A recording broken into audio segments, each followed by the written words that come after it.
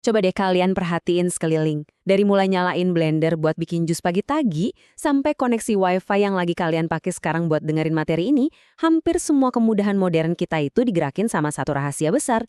Rahasia ini ibarat jalan dua arah yang tak terlihat antara listrik dan magnet. Kelihatannya sih kayak sihir ya, padahal ini murni fisika. Nah, di eksplorasi kita kali ini, kita bakal bongkar habis gimana prinsip sederhana ini benar-benar ngebangun seluruh peradaban modern kita dari nol. Oke, biar nggak bingung, ini nih peta jalan kita hari ini. Kita bakal mulai dari konsep dasar, terus lanjut ngebahas penggerak simetris, transmisi suara dan daya, keajaiban modern, dan pastinya ditutup dengan dampak dunia nyata dari teknologi ini. Yuk, langsung aja kita mulai. Kita masuk ke bagian pertama, konsep dasar. Intinya gini, kalian nggak perlu pusing mikirin rumus matematika yang ribet buat paham elektromagnetisme. Konsep ini bertumpu pada satu aturan main yang super elegan, yaitu proses bolak-balik. Bayangin aja, kalau kalian ngalirin arus listrik ke sebuah kawat, otomatis kalian bikin medan magnet di sekeliling kawat itu. Nah, sebaliknya, kalau kalian gerakin atau ubah medan magnet di dekat kawat, tebak apa yang terjadi? Yap, kalian bakal nyiptain aliran listrik. Hubungan timbal balik inilah yang jadi mesin utamanya dunia kita sekarang. Listrik bikin magnet, magnet bikin listrik. Simple banget kan? Tapi efeknya wow, luar biasa kuat. Lanjut ke bagian 2, penggerak simetris. Kalau dipikir-pikir, motor dan generator itu ibarat dua orang kembar yang lagi nyaca. Coba deh, sebuah motor itu kan ngambil energi listrik, terus dimasukin ke medan magnet, dan akhirnya ngasilin gerak mekanik, karena ada yang namanya gaya Lorentz. Contoh gampangnya kipas angin, mesin cuci, atau mobil listrik kalian. Nah, generator kerjanya itu kebalikannya persis. Dia ngambil gerakan mekanik, misalnya putaran turbin di bendungan air atau kincir angin, terus diputar di dalam medan magnet, dan pakai prinsip induksi elektromagnetik buat mompa keluar listrik. Listrik inilah yang akhirnya nyala di rumah kita. Benar-benar keajaiban dua arah yang cuma dibalik aja orientasinya. Sekarang kita melangkah ke bagian 3, transmisi suara dan daya. Tahu nggak sih, konsep cermin yang barusan kita bahas itu juga terulang dengan sangat brilian di dunia audio loh. Alat yang kalian pakai buat dengerin suara saya sekarang ini, ya speaker kalian itu, kerjanya ngambil energi listrik, masuk ke elektromagnet yang bikin membrannya bergetar, dan voila, jadilah gelombang suara di udara. Terus, gimana cara suara saya ini direkam dari awal? Pakai kebalikannya dong. Suara saya bikin getar membran di dalam mikrofon, getaran itu ngerakin magnet kecil, dan ngubah energi suara fisik tadi balik lagi jadi sinyal listrik. Keduanya ini benar-benar instrumen akustik yang berlawanan, tapi pakai trik magnet yang sama persis. Keren kan? Nah, sekarang saya ada pertanyaan cepat nih buat kalian. Diambil langsung dari sumber materi kita. Coba bayangin kabel-kabel listrik tegangan tinggi yang panjangnya bisa berkilo-kilometer di luar sana. Pertanyaannya, kenapa sih pembangkit listrik itu harus pakai transformator step up alias penaik tegangan buat ngirim daya ke tempat yang jauh? Jawaban dari pertanyaan tadi punya logika yang benar-benar cerdas. Ini tuh proses 3 langkah yang bisa nyelamatin miliaran watt energi. Gini, kalau listrik harus jalan jauh dan arusnya kegedean, kabelnya bakal jadi panas banget dan banyak energi yang terbuang percuma. Jadi di langkah pertama, transformator ini naikin atau step up tegangannya. Nah, karena tegangannya naik, efek fisika di langkah keduanya adalah arus listriknya jadi jauh lebih kecil. Dan hasilnya di langkah ketiga, karena arusnya kecil, energi yang hilang karena panas bisa ditekan sampai seminimal mungkin. Coba bayangin, tanpa trik 3 langkah ini, kota-kota besar modern kita nggak bakal pernah ada. Soalnya semua listrik bakal habis terbakar di jalan sebelum sampai ke rumah kalian.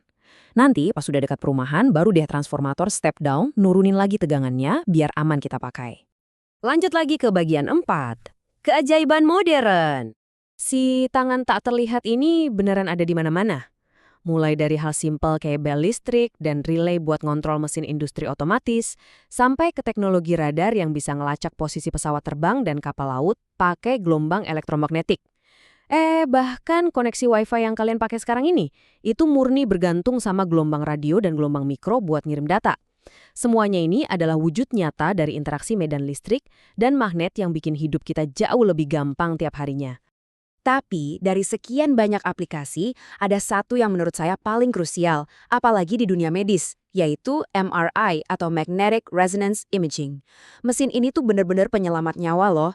MRI manfaatin medan magnet yang super kuat banget ditambah gelombang radio buat bantu dokter ngintip ke dalam tubuh kita. Mereka bisa meriksa organ dan deteksi penyakit dengan detail yang bikin merinding. Bagian paling gilanya, Semua itu dilakuin tanpa ngasih pasien paparan radiasi sinar X yang bahaya sama sekali. Ini benar-benar inovasi medis yang aman banget dan super revolusioner. Nah, yang nggak kalah bikin takjub adalah gimana teknologi ini terus berkembang sampai bisa ngakalin batasan fisik. Kenalin, ini kereta maglev, singkatan dari magnetic levitation. Kereta ini manfaatin gaya elektromagnetik bukan cuma buat maju ke depan, tapi buat bener-bener melayang di atas rel. Yap, kalian nggak salah dengar, melayang. Karena nggak ada kontak fisik sama sekali, gesekannya hampir nol.